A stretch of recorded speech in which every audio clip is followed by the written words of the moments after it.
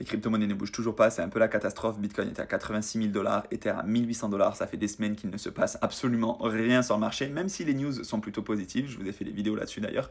Mais globalement, on a une stagnation du marché, voire même une baisse lente mais progressive. Mais en fait, ça descend doucement mais sûrement sur les altcoins. Donc c'est difficile si on a des altcoins dans notre portefeuille. Je me rends compte quand même que sur ce cycle, je ne suis pas assez Bitcoin maximaliste parce qu'il n'y a que Bitcoin qui performe.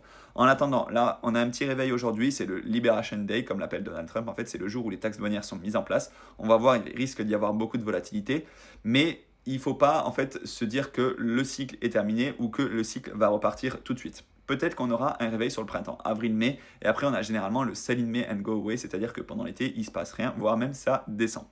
Mais en fin d'année 2025, on peut potentiellement, et j'y crois encore, avoir un réveil du marché des crypto-monnaies, notamment parce qu'on aura peut-être un assouplissement de la politique de Trump. Je pense qu'il a voulu taper fort dès le début, mais peut-être qu'on aura un assouplissement.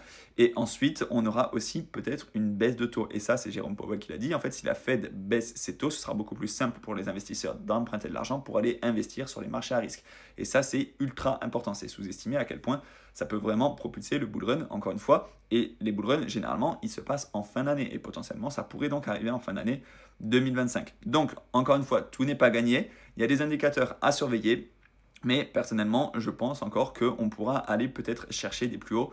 À mon avis, c'est pas fini, mais encore une fois, peut-être que je peux me tromper et peut-être que je vais me retrouver encore une fois à holder mes crypto-monnaies jusqu'au prochain cycle et que je le regretterai. Donc chacun doit établir sa stratégie.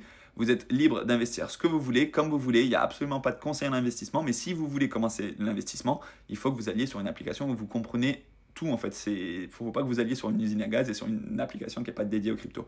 Donc je vous mets un code pour Swissborg, comme ça vous pourrez avoir jusqu'à 50 euros de prime d'ouverture à l'ouverture, enfin de prime de parrainage à l'ouverture. Et ensuite, vous pouvez investir ultra simplement sur une application où en 5 minutes, franchement, vous avez tout compris.